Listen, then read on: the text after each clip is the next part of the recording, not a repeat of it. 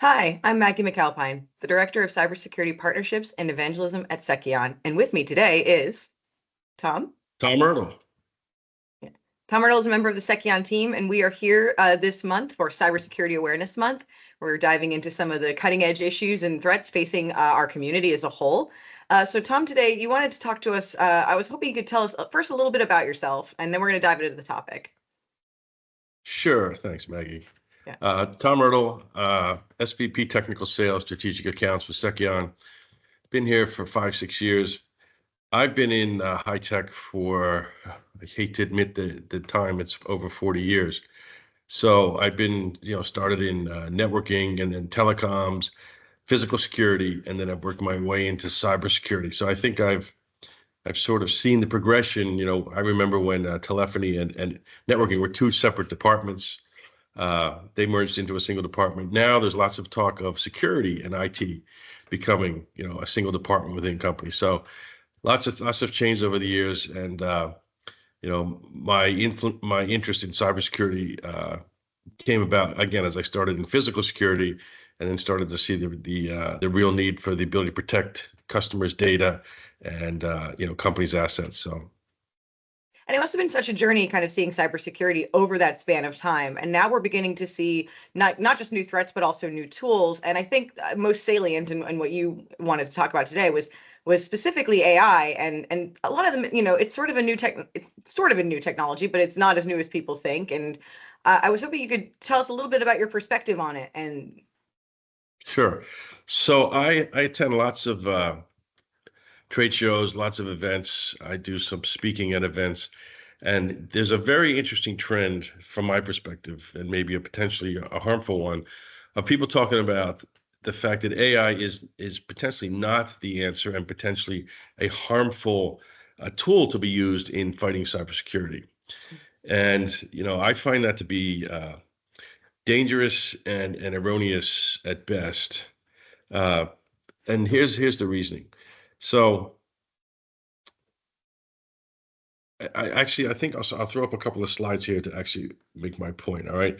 But before that, the first thing I want to do is define a few things. AI, I think in the general population's mind, AI is somewhat equivalent to ChatGPT and the like, right? That's what they think of when they think of AI, when they're watching TV and there's people talking about, the dangers of it and how it, it might change the world we live in.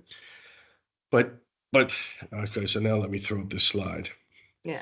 Right. They're thinking Skynet. They're thinking the Terminator. They're thinking but also like the LLMs, which are sort of a Mad Lib at their core, and that's really not how the community's been using it for years. And in fact, it's kind of a shame that these two terms have gotten so conflated because they often mean very different things. Yeah. So ChatGPT and the like, the large language model tools do use AI and are a form of AI. But at its core, as you can see here on my screen, AI is computer software that mimics the way humans think in order to perform complex tasks, such as analyzing, reasoning, and learning. And add to that at a incredibly higher speed, right? So that's the value of AI from my perspective in cybersecurity. The ability to do those things, to make decisions based on data in lightning speed, is very important, because attackers are using software, are using potentially even AI to create their attacks. So you need to be able to keep up with them and do things at such a high speed.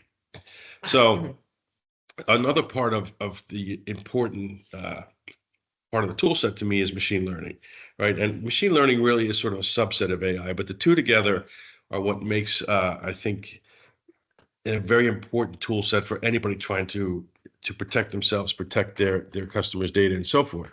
Machine learning, as you can see here, is a subset of AI that uses algorithms trained on data. And basically what you do is you produce models from the data you have that can then be used by your AI engine to determine, okay, what do I want to do with this, right? Okay, so it basically can take that data, learn from it, and do complex tasks based on that data, okay? So for me, this is a pitch that I give quite often. The need for AI and ML is based on, the fact that there's so much data coming at any analyst, right? Anybody who's trying to protect an environment, protect their customers. The amount of data coming at them is so enormous that it's, in my opinion, impossible to keep up with. And here's a simple example. This is from a dashboard from a platform out there. This is actually our platform, but it makes the point, I believe. So this red dial you see at the top, this red note, this dial is the number of events that the platform has seen in 15 minutes. Okay. 1.9 million events, 2.4 thousand threats, just if people are listening, it's high numbers.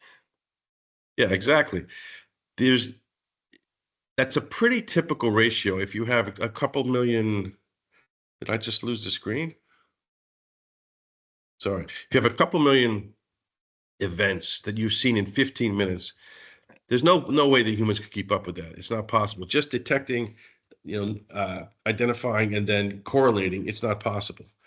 On top of that, if now you're looking for things that are potentially malicious, there's lots of activities in your environment that aren't malicious and you don't have to worry about it. But you have to sort through them all to find the malicious ones.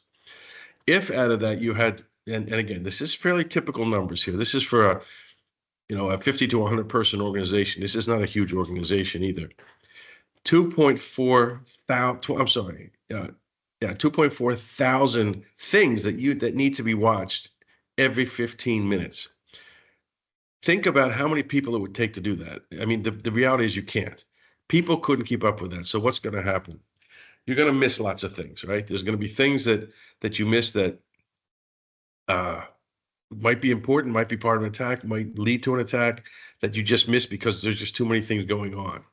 So from my perspective, AI and ML is vital, right? I'm not saying you don't need humans. You do need humans. People have to be able to look at that data coherently and make a decision on it. But to be able to present accurate data in a timely fashion, and timely means real time, right? These attacks come in and they have sort of two manifestations. One is they'll come in, they'll lay low, they'll just slowly work their way through the system, trying to find the information that they're looking for. Or the other is get in and get out quick. In the get in and get out quick scenario, if you don't have something that's keeping up with that, in real time, you're going to miss it, right? And eventually you're going to know that you've been ransomware, for instance, your files will be encrypted. At that point, it's too late. You need something that's keeping up with it and making sure that it's staying ahead of the game. In the scenario where they come in, they lay low, and they work their way around slowly, that's just as dangerous in that an analyst might have noted something 2 weeks ago and then forgot about it. Okay, so they have to remember that happened 2 weeks ago, and if something happens again this morning, correlate those two together. And maybe that's still not enough. Maybe 2 days from now, another thing will happen. So it's correlating that information across time that's also vital.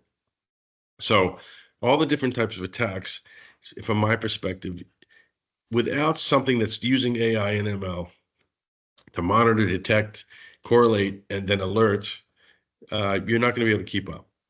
So again, I'll hark back to my earlier statement that there are people in the industry out there saying that this AI and ML are not the way. You need people, you need analysts.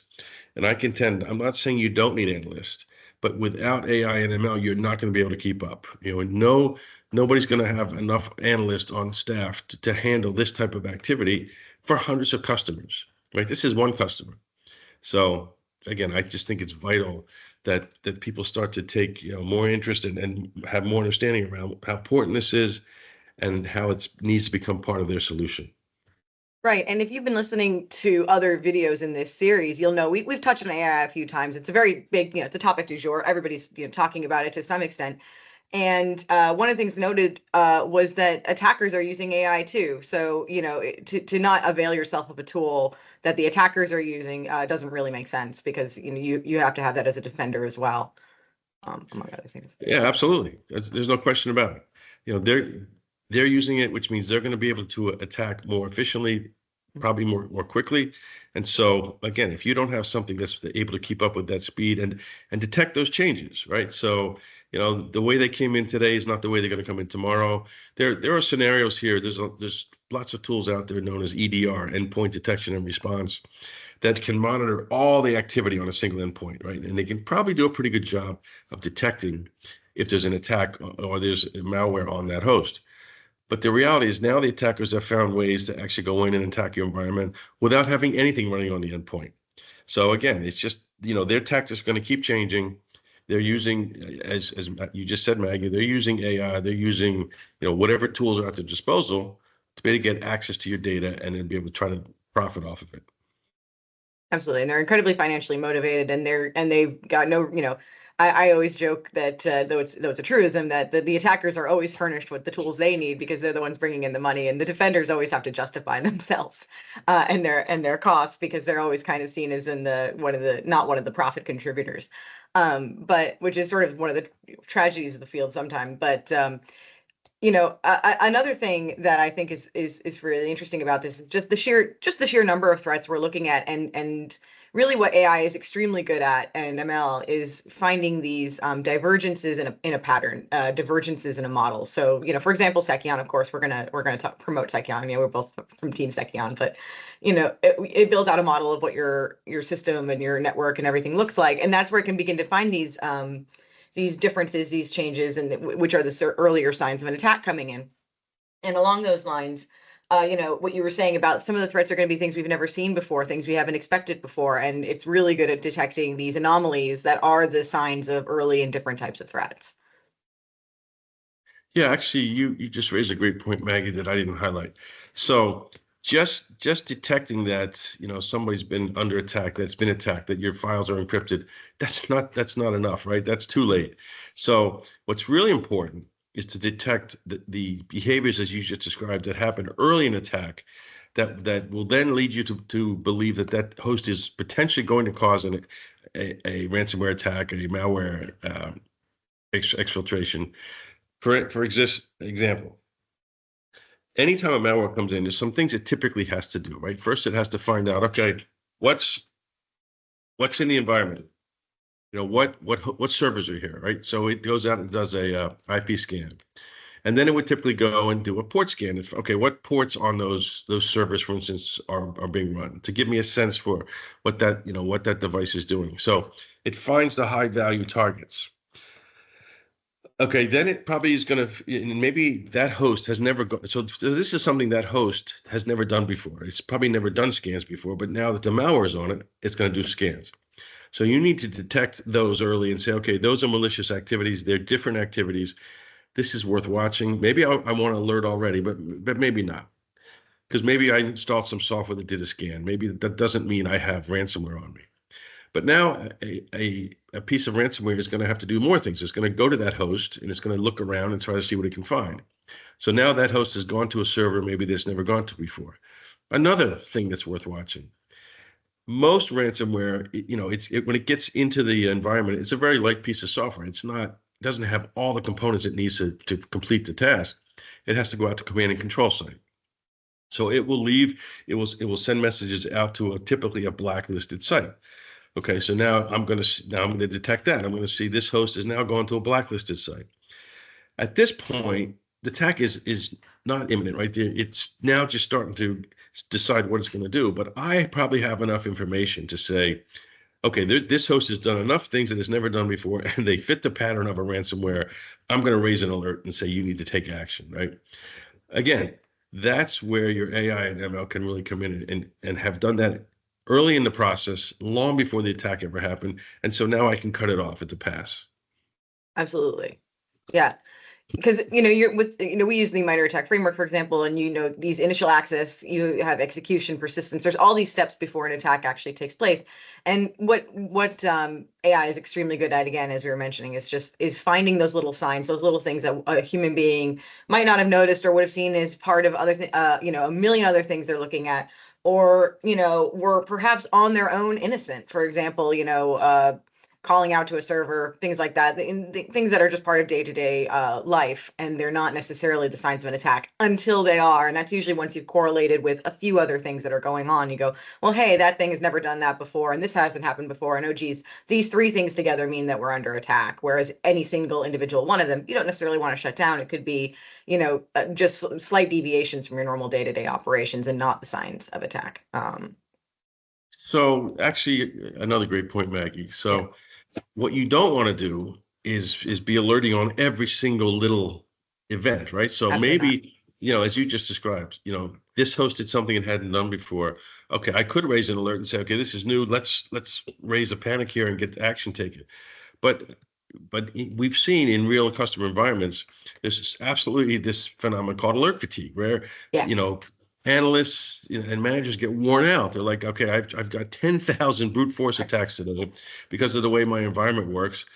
And they just start ignoring them, right? So they become null or numb to the whole process. So not alerting on every little thing, but being able to put it all together into a bigger picture, comparing it to the typical behaviors of any type of attack, compromised credentials, ransomware, whatever it might be, is vital, so that you can only raise alerts when it really, you have a very high confidence that this host is infected. Yeah, and you're gonna have to take steps, and you're gonna have to take action.